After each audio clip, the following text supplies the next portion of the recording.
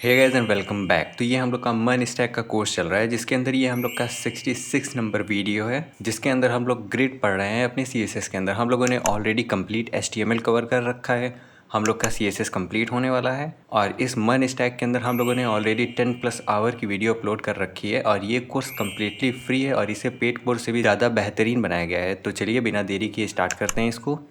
तो इस वीडियो के अंदर हम लोग ग्रिड से रिलेटेड और भी टॉपिक पढ़ने वाले हैं कि हम लोग के ग्रिड के अंदर और भी कितने इंपॉर्टेंट टॉपिक्स होते हैं। तो सबसे पहला टॉपिक जो है हम लोग का, वो है हम लोग का ग्रिड गैप। तो ये ग्रिड गैप क्या होता है, चलिए इसको हम लोग पढ़ते हैं। सबसे पहले हम लोग इसका थोड़ा सा डेफिनेशन पढ़ते हैं।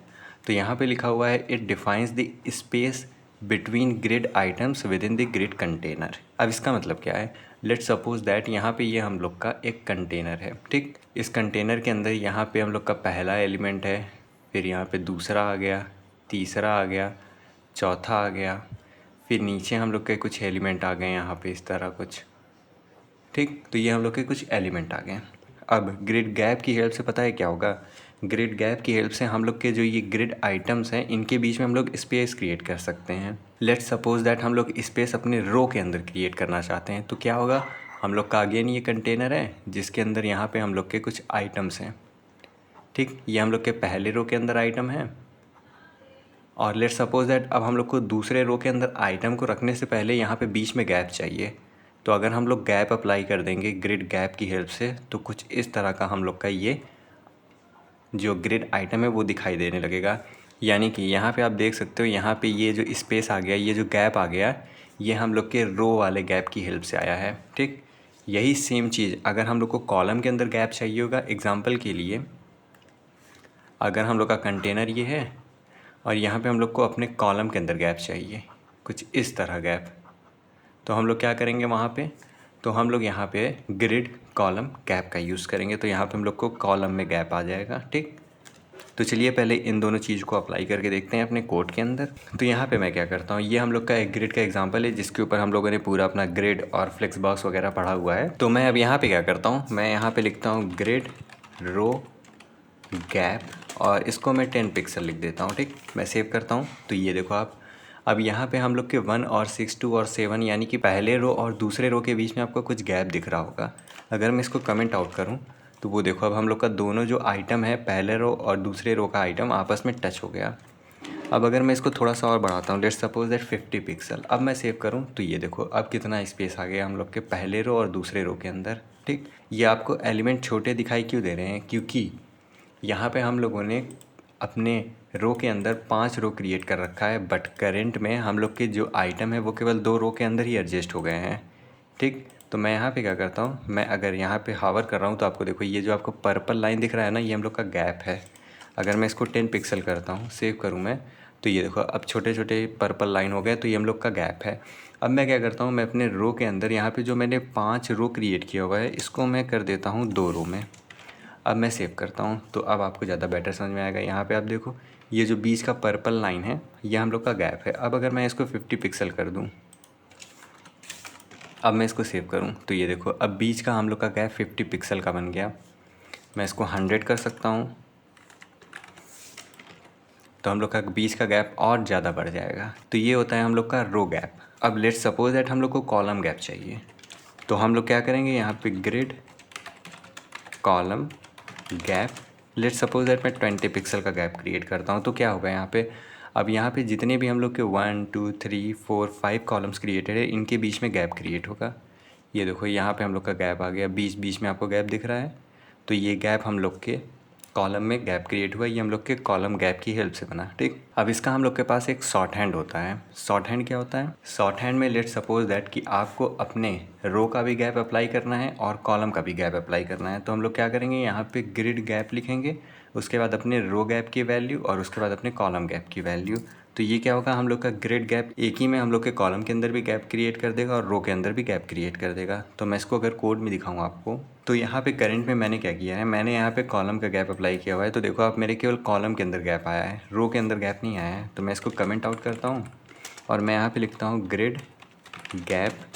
मैं सबसे पहले रो के अंदर 10 पिक्सल का अप्लाई करता हूँ, 20 पिक्सल का मैं कॉलम के अंदर अप्लाई करता हूँ, सेव करता हूँ मैं। तो ये देखो हम लोग के रो के अंदर यहाँ पे 10 पिक्सल का गैप आ गया और हम लोग के कॉलम के अंदर यहाँ पे 20 पिक्सल का गैप आ गया। ये केवल हम लोगों ने ग्रिड गैप की हेल्प से अप्लाई किया है, ठीक।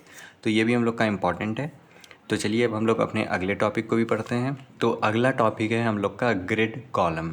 अब ये ग्रिड कॉलम क्या होता है? एग्जाम्पल के लिए हम लोग का जो ग्रिड क्रिएट होता है, उस ग्रिड के अंदर हम लोग के जितने भी सेल होते हैं उस सेल के अंदर हम लोग एक एक आइटम अलाइन होते हैं, ठीक। यानी कि पहले सेल के अंदर पहला आइटम अलाइन हो जाएगा, दूसरे सेल के अंदर हम लोग का दूसरा आइटम, तीसरे के अंदर हम लोग का तीसरा आइटम, चौथे के अंदर चौथा आइटम, पाँचवें के अंदर पाँचवा आइटम, छठे के अंदर छठा आइटम।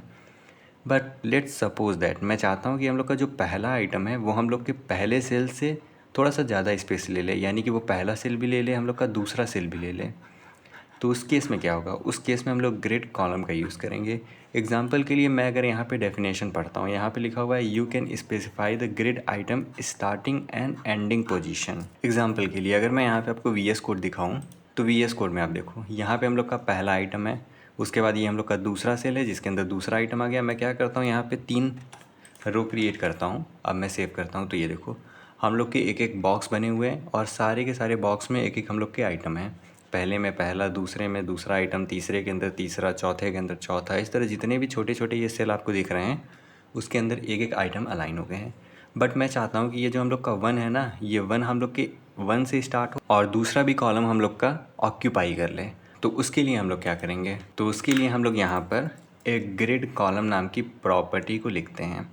अब इस ग्रिड कॉलम के अंदर हम लोग को 2 वैल्यू को पास करना होता है। सबसे पहले क्योंकि हम लोग अपने कॉलम के अंदर स्पेस को ऑक्यूपाई कर रहे हैं तो हम लोग यहाँ पे सबसे पहले अपने स्टार्टिंग कॉलम लाइन लिखेंगे और स्लैश लगा करके एंडिंग कॉलम लाइन।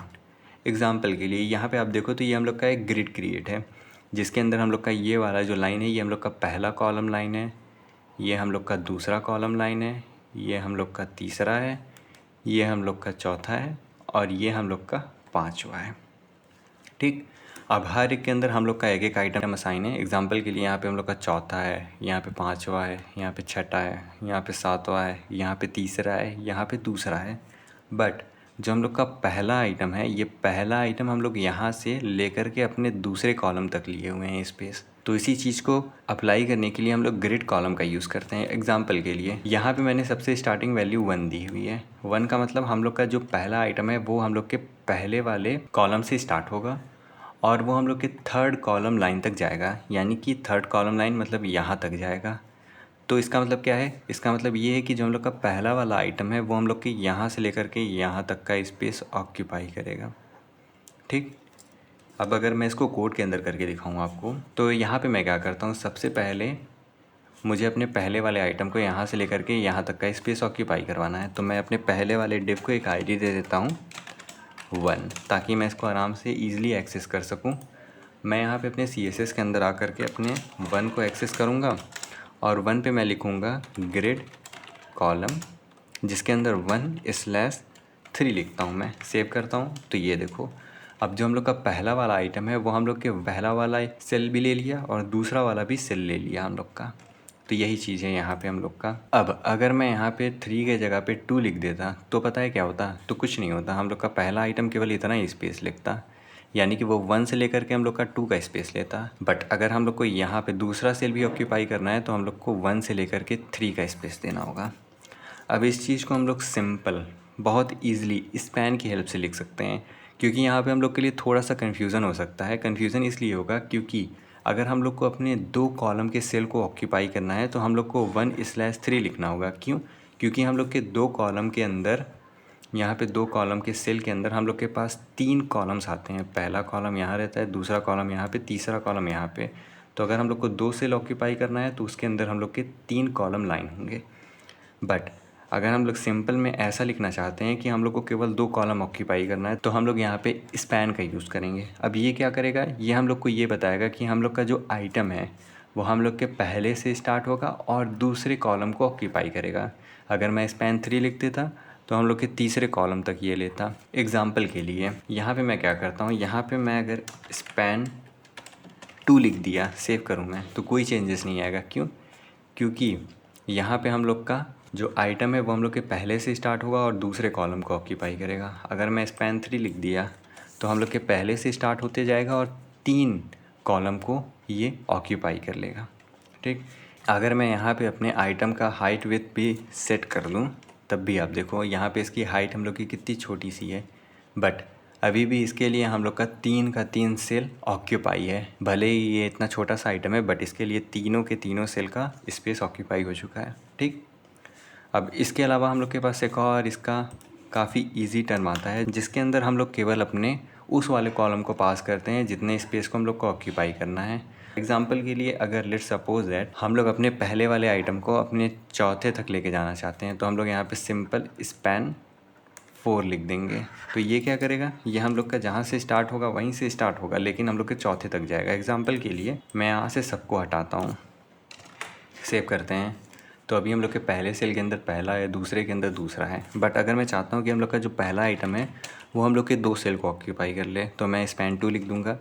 तो हम लोग का जो पहला वाला आइटम है वो हम लोग के 2 सेल को ऑक्यूपाई कर लिया।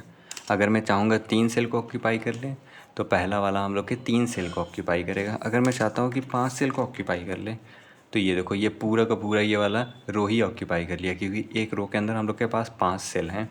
ठीक, अब जैसे यहाँ पे आप देखो हम लोग अपने कॉलम को ऑक्यूपाई कर रहे हैं ना, सेम इसी तरह हम लोग अपने रो को भी ऑक्यूपाई कर सकते हैं। तो रो को ऑक्यूपाई करने के लिए भी हम लोग को क्या करना होगा, सबसे पहले इसके लिए भी हम लोग के पास 3 वेज होते हैं। हम लोग सबसे पहले अपने स्टार्टिंग रो और एंडिंग रो को पास करेंगे। एग्जाम्पल के लिए यहाँ पे मैंने अपनी स्टार्टिंग रो 1 पास की है और एंडिंग रो 3 पास की है। तो ये हम लोग के 1 से स्टार्ट होगा और हम लोग के 3 तक के स्पेस को ऑक्यूपाई कर लेगा। ये देखो आप स्पेस ऑक्यूपाई कर रखा है। अब इसी सेम चीज़ को हम लोग लिखने के लिए स्पैन का भी यूज़ कर सकते हैं। स्पैन क्या करेगा, हम लोग के 1 से स्टार्ट होगा और हम लोग के सेकेंड कॉलम तक का स्पेस ऑक्यूपाई करेगा, यानी कि ये हम लोग का पहला कॉलम दूसरा कॉलम ये 2 स्पेस ऑक्यूपाई कर लेगा। अब इसके अंदर भी तीसरा वे होगा। तीसरा वे क्या होगा, तीसरा वे ये होगा कि केवल हम लोग उतना वैल्यू पास करें जितना ये स्पेस ऑक्यूपाई करना चाहता है। एग्जाम्पल के लिए अगर मैं यहाँ पे स्पैन 2 लिख दिया तो यहाँ से लेकर के यहाँ तक ये स्पेस ऑक्यूपाई कर लेगा। इसके अंदर हम लोग को फर्स्ट लिखने की ज़रूरत नहीं है। अगर मैं यहाँ पे स्पैन 3 लिख दिया तो वो यहाँ से लेकर के यहाँ तक की स्पेस को ऑक्यूपाई करेगा। इसको भी हम लोग कोड के अंदर करके देख लेते हैं। तो यहाँ पे करंट में मैं अपने कॉलम वाले को कमेंट आउट करता हूँ और यहाँ पे मैं ग्रिड रो लिखता हूँ। ठीक, और इसके अंदर मैं सबसे पहले 1/3 लिख देता हूँ। ठीक, सेव करता हूँ मैं। तो ये देखो हम लोग का जो पहला वाला आइटम है वो हम लोग के पहले से लेकर के दूसरे सेल तक के स्पेस को ऑक्यूपाई किया है हम लोग के रो के अंदर। ठीक, क्योंकि यहाँ पे आप देखो हम लोग के 3 रो ही क्रिएटेड हैं। अगर मैं यहाँ पे 4 लिख दिया तो ये पहले रो को पूरा ऑक्यूपाई कर लेगा। अगर मैं इसको सिंपल में स्पैन की तरह लिखना चाहता हूँ, मतलब मैं बताना चाहता हूँ कि कितने कॉलम को तुम्हें ऑक्यूपाई करना है, तो अगर मैं यहाँ पे स्पैन 2 लिख दिया तो पहला वाला हम लोग के 2 कॉलम को ऑक्यूपाई करेगा। ये 2 कॉलम को ऑक्यूपाई कर लिया और तीसरा वाला जो आइटम है हम लोग के तीसरे कॉलम के अंदर आ गया। अगर मैं यहाँ पे सिंपल केवल अपने लास्ट स्पैन को ही पास कर दूँ तब पर भी ये समझ जाएगा स्टार्टिंग हम लोग का जहाँ से एलिमेंट का स्टार्टिंग हुआ है वहाँ से होगा, और जो मैं यहाँ पे वैल्यू पास करूँगा उतने कॉलम को ये ऑक्यूपाई करेगा। यहाँ पे मैंने स्पैन 3 पास किया हुआ है तो 3 रो को ये ऑक्यूपाई किया है। ठीक, तो ये हम लोग के काफ़ी इजी टर्म्स हैं। अगर आप इसको कोड में करोगे तो बहुत ईजिली आपको समझ में आ जाएगा बिना किसी डाउट के। बट अगर तब भी आपको कोई डाउट हो तो आप कमेंट सेक्शन के अंदर पूछ सकते हैं। तब तक के लिए इस चैनल को सब्सक्राइब करना ना भूलें। Thanks for watching.